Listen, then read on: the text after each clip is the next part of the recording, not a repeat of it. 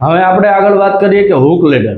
તો કે hook ladder fire service માટે એક ઉત્તમ ઉપકરણ છે, કારણ કે જ્યાં બીજી સીડીનો ઉપયોગ નથી કરી શકતા ત્યાં આ સીડીનો ઉપયોગ કરી અને આપણે ફાયર ફાઇટિંગ કે બચાવ કામગીરી કરીએ છીએ. બરાબર. હુક લેડરમાં 2 હુક હોય છે અને આનો ઉપયોગ આપણે ઘણી બધી જગ્યાએ જે બીજી સીડીનો ઉપયોગ ન કરી શકે અથવા ન એવી જગ્યા હોય ત્યાં આપણે આનો ઉપયોગ કરી અને કામગીરી કરતા હોય છે. તો આ સીડીનો ઉપયોગ વિશેની દરેક ફાયર કર્મચારીને આના વિશેનો ખ્યાલ હોવો જોઈએ, આનું જ્ઞાન હોવું જરૂરી હોય, તો જ આનો આપણે સારી રીતે ઉપયોગ કરી શકીએ.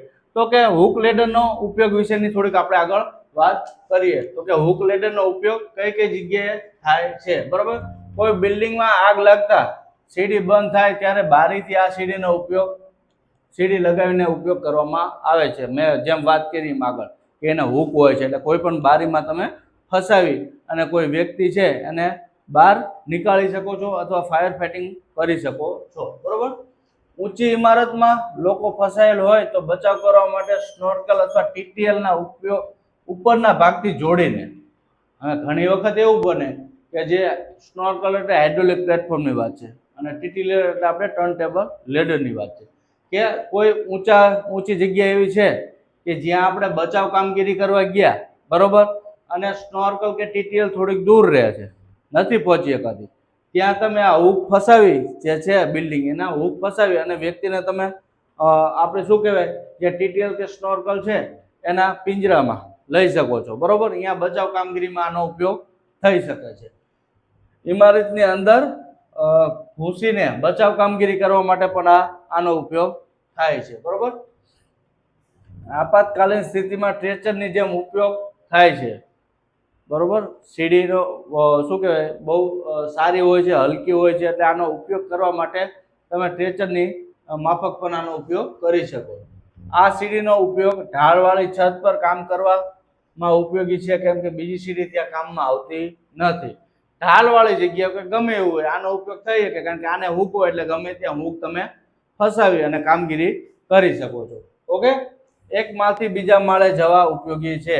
બરોબર. જગ્યા થોડીક ઓછી હોય અને બાજુમાં બિલ્ડિંગ હોય તો એક માળથી બીજા માળ ઉપર જવા માટે તમે આનો ઉપયોગ કરી શકો છો. બરોબર. વજનમાં પણ હલકી હોય છે. તો આ વાત થઈ આપણે હુક લેડરના ઉપયોગની. હવે આપણે આગળ વાત કરશું કે હુક લેડર લગાવવાની રીત. તો કે કેવી રીતના એને લગાવવાની હોય છે. બરોબર. Pitching method the hook ladder. Hook ladder કેવી રીતના લખશો તો કે વજન હુક પર જાય છે એટલે ધ્યાન રાખવું કે હુક સરખો લાગ્યો છે કે નહીં. બરોબર. વજન જે હુક આપણે લગાડીએ છીએ એના ઉપર બધો વજન આપણો હોય છે, એટલે આપણે જોવું કે જે પણ જગ્યાએ આપણે હુક લેડર લગાવી છે ત્યાં હુક વ્યવસ્થિત ફસાણો છે કે કેમ. બરોબર. તે આપણે જોવું જોઈએ. હુકના દાંત જ્યાં લગાવીએ ત્યાં ઘૂસેલા હોવા જોઈએ, કોઈ દિવાલ ઉપર, બરોબર, કે કોઈ બારીમાં કે કોઈ પણ જગ્યાએ હુકના લેડર છે શું કહેવાય હુક લેડરના જે દાંત છે એ વ્યવસ્થિત ઘૂસેલા હોવા જોઈએ. સીડીના ટોગાળ ઉબડ ખાબડ જગ્યાએ ન હોવો જોઈએ. નીચેના કે ઉપરના જે ટોગાળ આવે છે એ ઉબડ ખાબડ જગ્યાએ હોવા જોઈએ નહીં. બરોબર. 2 સીડી એકબીજાની ઉપર રાખીને કાર્ય ન કરવું જોઈએ. આ વસ્તુ તો ગાંડા હોય એને ખબર પડે કે 2 સીડી હોય ને ઉબડ શું કહેવાય ઉપરા ઉપરી રાખી અને કામગીરી ન કરવી જોઈએ. બરોબર. આ ફાયર કર્મી હોય એને આ કહેવાની જરૂર હોય નહીં. બેલ્ટ સેફ્ટી રિંગ સાથે સરખો બાંધેલો હોવો જોઈએ. જે આપણે બેલ્ટ બાંધ્યું છે સેફ્ટી બેલ્ટ, બરોબર, એ વ્યવસ્થિત બાંધેલો હોવો જોઈએ. બરોબર. એકથી વધારે લોકોને ન ચડવું જોઈએ. તો કોઈ પણ સીડી હોય, હુક લેડર હોય કે એલ્યુમિનિયમ એક્સટેન્ડ લેડર, એકથી વધારે વ્યક્તિને ચડવું જ ન જોઈએ. એ તો ફાયર કર્મીને ખ્યાલ જ હોય છે. બરોબર. આ વાત આપણે કરીએ હુક લેડર લગાવવાની રીત. આગળ વાત કરશું કે હુક લેડર છે એના પાર્ટના નામ વિશે થોડીક આપણે ચર્ચા કરીએ અને તમને સમજાવવાનો આપણે પ્રયત્ન કરીએ. તો આપણે હુક લેડર દોરેલી છે. બરોબર. તો કે હુક લેડરમાં આવશે એક તો હુક હશે, એક હશે સ્પ્રિંગ લોડેડ પિન હશે, એક તો શ્રાઉડ હશે, બરોબર, એક રાઉન્ડ હશે, સ્ટ્રિંગ હશે, ટો પીસ હશે, હેડ પ્લેટ અને ટાઈ રિંગ. આ બધું એના પાર્ટના નામ છે. બરોબર. જે આપણે આમાં બતાવી અને તમને સમજાવવાની કોશિશ કરશું. બરોબર. હુકની જે વાત થઈ આ હુક છે. બરોબર. પછી આ આપણે સ્પ્રિંગ લોડેડ પિન એક આની અંદર આવશે, પછી સેફ્ટી રિંગ એક આની અંદર આવશે, આ જે છે ઊભો છે શ્રાઉડ છે, બરોબર. આ છે બધા રાઉન્ડ એટલે કે પગથિયા. આ એની સ્ટ્રિંગ છે, બે મજબૂતી વધારવા માટે, બરોબર. પછી આ નીચે છે ટો પીસ, બરોબર. આ છે ટાઈ રિંગ અહીંયા નીચે છે. આમાં હેડ પ્લેટ છે સૌથી નીચે, બરોબર. ટો પીસ અહીંયા છે સૌથી નીચે બંને સાઈડ, બરોબર. તો આ હતું આપણે હુક લેડરના પાર્ટ વિશેની વાત કરી. ચાલો હવે આપણે આગળ હુક લેડર છે તેના માપ સાઈઝની થોડીક વાત કરી લઈએ. તો કે હુક લેડર છે એની સાઈઝ માપ સાઈઝ શું હોય છે? તો કે એનો લેન્થ હોય છે, બરોબર. એટલે કે લંબાઈની હોય છે 13 ફૂટ 4 ઇંચની એની લંબાઈ હોય છે, બરોબર. કોની? હુક લેડરની. વિથ સ્ટ્રિંગ ટુ સ્ટ્રિંગ, જે બે સ્ટ્રિંગ હોય છે બે બાજુના હોય છે, આને શું કહેવાય છે? બે બાજુ હોય એને સ્ટ્રિંગ કહેવાય. તો એની વચ્ચેની જે જગ્યા છે એ હોય છે 9 ઇંચની. કેટલી હોય છે? 9 ઇંચની. રાઉન્ડ ટુ રાઉન્ડ જે આ પગથિયા છે, બરોબર, રાઉન્ડ ટુ રાઉન્ડ એની વચ્ચેનો જો ઊભો ગેપ હોય છે, બરોબર, એ હોય છે 12 ઇંચનો. કેટલા? 12 ઇંચનો. પછી હુકની લેન્થ એટલે કે હુકની લંબાઈ કેટલી હોય છે? જે આપણે હમણાં દોરીને બતાવ્યું હતું, બરોબર, કે હુકની લંબાઈ હોય છે 2 ફૂટ 2 ઇંચ, 2 ફૂટ અને 2 ઇંચની. બિલ એની લેન્થ હોય છે, બાજુમાં બિલ હોય છે, એની લેન્થ હોય છે 6 ઇંચ, બરોબર. પછી આગળ વાત કરવી કે નંબર ઓફ ટીથ, કેટલા દાંતા હોય છે? તો કે 8 દાંતા. આ બધું પરીક્ષા લક્ષી છે, આવું બધું પૂછાય છે, બરોબર. જે પરીક્ષાર્થી છે, બરોબર, એને જે પ્રશ્ન જે પૂછનાર પેપર કાઢનાર છે એને આવા બધા મુદ્દાઓ જે ઇન્ટરેસ્ટિંગ છે, જે ગૂંચવણ ભર્યા, એમાં એને વધારે રસ હોય છે, બરોબર. એટલે આમાંથી વધારે પ્રશ્ન કાઢતા હોય છે. ડેપ્થ ઓફ ટીથ, કે જેની ઊંડાઈ હોય છે દાંતાની, બરોબર, તો એ કેટલી હોય છે? તો કે 1/3 ઇંચની એની હોય છે ઊંડાઈ, બરોબર. ડિસ્ટન્સ ઓફ બિટવીન ટીથનું શું કહેવાય? ડિસ્ટન્સ કેટલું હોય છે એકબીજા વચ્ચે?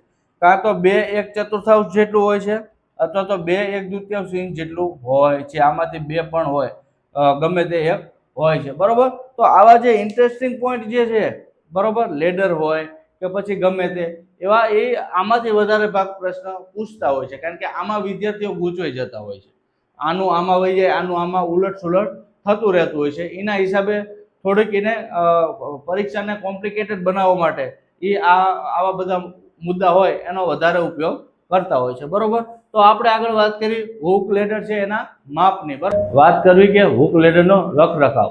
તો કે હુક લેડરને રખરખાવમાં કેવી રીતના હુક લેડરને રાખવી, તો એના વિશે વાત કરી. તો કે સીડીના હુક અને સેફ્ટી રિંગને પોલિશ કરીને રાખવી જોઈએ. જે આનો હુક છે અને એની રિંગ છે એને પોલિશ કરવી, જેથી ઓપરેશન કરતી વખતે, બરોબર, એ આપણને કોઈ અડચણરૂપ ન થાય, બરોબર. પછી હુકને સફેદ કલર કરવો એટલે રાત્રે દેખાય. હુકને સફેદ કલર કરી દેવો જેથી રાત્રે કામ કરતી વખતે આપણને દેખાય, બરોબર. સ્ટ્રિંગની પિન અને હુકના હિઝને હલકી ઓઇલિંગ કરવી. જે સ્ટ્રિંગની પિન છે, બરોબર, એને, અને પછી જે બિલની આપણે વાત કરી હતી, બરોબર, હિઝ અથવા તો એને હલકી ઓઇલિંગ કરી નાખવી જેથી કરીને ફ્રી રહે, બરોબર. સીડીને જમીન પર પટકવું જોઈએ નહીં. તો આ પાછો મુદ્દો આવી ગયો, ભાઈ આ આપણને ખબર હોવી જોઈએ કે ભાઈ એને પટકવી જોઈએ નહીં. તો આ વાત થઈ હુક લેડરના રખરખાવ. હવે આપણે આગળ વાત કરવી કે હુક ટેસ્ટ છે, બરોબર, એના ટેસ્ટની આપણે વાત કરવી. તો કે હુક ટેસ્ટના હુક ટેસ્ટ છે તેના સ્ટાન્ડર્ડ જે છે માપ, એની આપણે વાત કરવી. તો કે લેડરની તપાસ મહિને એકવાર જરૂરથી કરવી જોઈએ. હુક ટેસ્ટ છે એમ નામ પડી હોય, ઉપયોગ ન કરતા, તો મહિને એક વખત તો એનો શું કહેવાય, એકવાર જરૂરથી એનો ઉપયોગ કરીને તપાસ કરી લેવી. ઉપયોગ કર્યા બાદ તરત તેની તપાસ કરી લેવી. કોઈ પણ જગ્યાએ આપણે ગયા હોય ફાયર ફાઇટિંગમાં તો બચાવ કામગીરીમાં, તો ઉપયોગ કર્યા પછી તરત જ એનો શું કહેવાય, તપાસ કરી લેવી. ડ્રીલ કર્યા પહેલા લેડરની તપાસ કરવી. ડ્રીલ કરો તે પહેલા રાઉન્ડ ટેસ્ટ અને હુક ટેસ્ટની તપાસ અવશ્ય કરી લેવી, બરોબર. બીજું એમાં છે રાઉન્ડ ટેસ્ટ. રાઉન્ડ ટેસ્ટ છે તો એમાં શું હોય છે? તો લેડરની હુક, લેડરનો જે હુક છે એ દિવાલ સાથે લગાડી અને લેડરને દોરડાથી બાંધી દેવી જોઈએ ઉપર, બરોબર. અને લેડર પર ચડીને હુક ઉપર, લેડર ઉપર ચડીને હુક ઉપર એક વ્યક્તિ ચડી જાય છે અને એ રાઉન્ડ ઉપર કૂદકા મારતો મારતો ઉપરથી નીચે આવશે. જો એકાદો રાઉન્ડ પણ ખરાબ હશે તો આપણે એને ફાયર સર્વિસમાંથી કાઢી નાખશું. પછી છે હુક ટેસ્ટ, બરોબર. હુક ટેસ્ટ માટે બારીમાં એક લાકડાનો ટુકડો ફસાવી દેવાનો અને એના ઉપર હુક ફિટ કરી દેવાના છે, બરોબર. હૂક ફિટ કર્યા પછી બારી પર લેડર રાખ્યા બાદ બે વ્યક્તિ ઉપર ચડી અને વજન આપશે. એનો બારીના બારીમાં છે ટુકડો લગાવી દીધો લાકડાનો, એમાં હૂક ફસાઈ દીધા, એના ઉપર બે વ્યક્તિ ઉપર ચડશે, બે વ્યક્તિનો વજન આવશે. બરોબર. જો હૂક નહીં તૂટે બે વ્યક્તિના વજનથી તો તેનો ઉપયોગ આપણે ફાયર સર્વિસમાં કરશું. નહીં તૂટે તો, જો તૂટી જશે તો આપણે ફાયર સર્વિસમાંથી એને નીકાળી દઈશું. બરોબર. આ વાત હતી આપણે હૂક ટેસ્ટના સ્ટાન્ડર્ડ ટેસ્ટની. આ સાથે આપણે અહીંયા હૂક લેડર પૂરું કરી.